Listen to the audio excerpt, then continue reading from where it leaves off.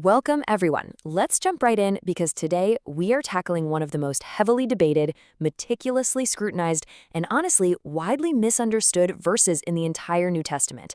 We're talking about James 2:26. For as the body without the spirit is dead, so faith without works is dead also.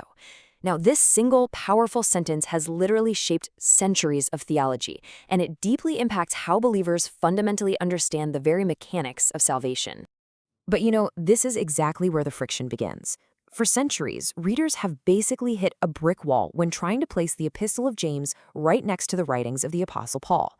There's this massive historical tension between the Pauline doctrine of justification by faith alone and the Jamesian necessity of works.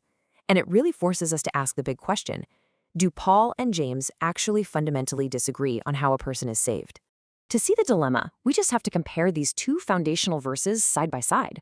On the one hand, we have Paul in Romans 3:28 stating unequivocally, a person is justified by faith apart from the works of the law. But then we have James 2:24 stating a person is justified by works and not by faith alone. I mean, at first glance, they seem to be in direct contradiction, right? One explicitly says apart from works, and the other says by works. So, here is our roadmap for this explainer. 1. The faith and works tension. 2. Context of James's epistle. 3. Exegesis of the Greek text. 4. Synthesizing Paul and James. 5. The call to discipleship. And finally, 6. Core theological takeaways. Let's start with part 1, the faith and works tension as a historical dilemma. It's actually fascinating just how disruptive the book of James was to the great reformer Martin Luther.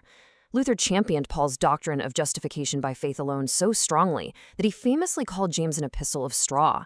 He really felt like James was just throwing things together chaotically, and he even pushed the book all the way to the back of his German translation of the New Testament.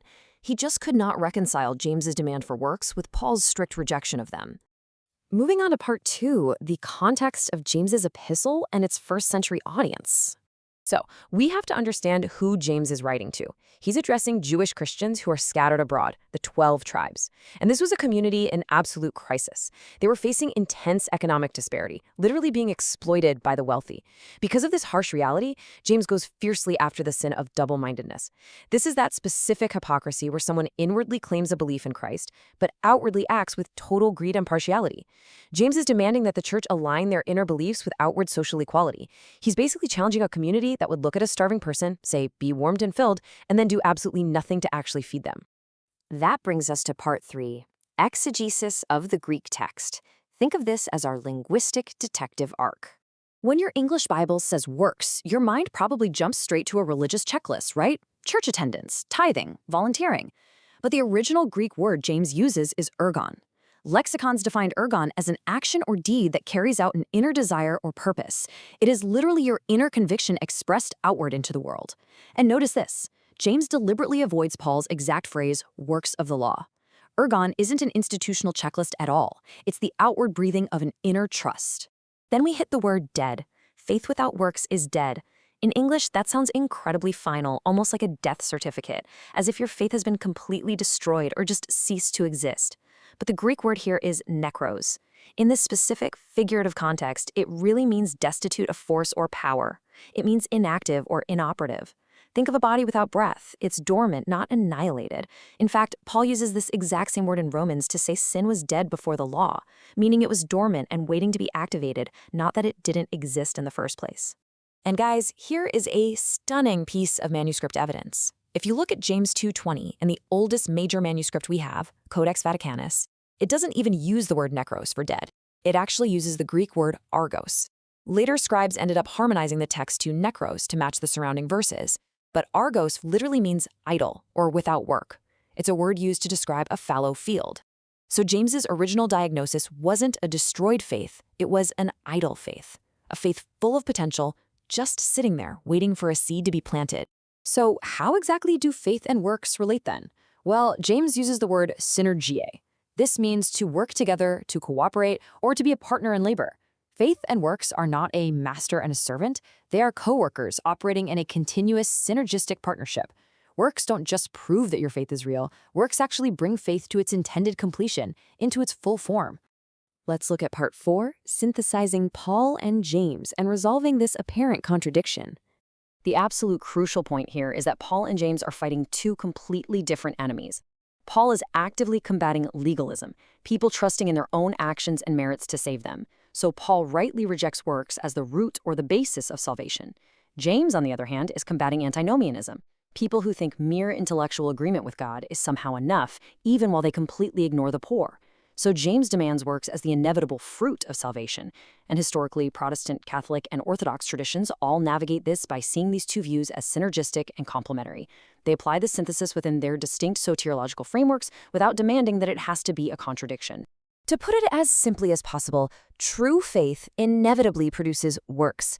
Works are the fruit, not the root, of justification. Remember, James brilliantly points out that even the demons believe that God is one, and they shudder. So mere intellectual assent just isn't enough. Saving faith involves the entire person, your will and your emotions, expressing that inward trust outward. Part 5, the call to discipleship. Let's talk practical application. If you're listening to this and your faith feels a little dormant right now, the text actually gives us a roadmap to reanimate it. Here is a quick 3-minute discipleship practice derived straight from that concept of ergon we talked about. First, sit for 1 minute and name one genuine inner conviction you hold. Not a doctrine you inherited from someone else, but something you truly carry. Second, choose one small, concrete action that would express that conviction outward. Again, not a church checklist item, a genuine outward act. And third, actually do that action within 24 hours. That is ergon. That is exactly how the dormant field gets planted. And finally, part 6, our core theological takeaways. Let's summarize what we've uncovered with 3 core takeaways. First, we have a linguistic reorientation. The word dead actually means dormant or idle, showing unrealized potential, not a destroyed faith. Second, the redefinition of erga. Works in James are the outward expressions of your inner conviction, not some legalistic checklist. And third, a complementary soteriology. Paul establishes faith as the root of justification, while James establishes works as the inevitable fruit and the synergistic completion of that saving faith. Which brings us right back to the verse we started with. For as the body without the spirit is dead, so faith without works is dead also. James was so deliberate in choosing this metaphor of a body and breath. A body without breath is still fully intact, right? It hasn't vanished. It still has its shape and form. It just isn't breathing. But the moment inner conviction meets outer expression, the breath returns. So I'll leave you with this thought. The original Greek manuscript told us that an inactive faith is simply argos, a fallow field. It doesn't actually need to be resurrected. It just needs to be planted. So if your faith is a fallow field waiting for a seed, what will you plant tomorrow?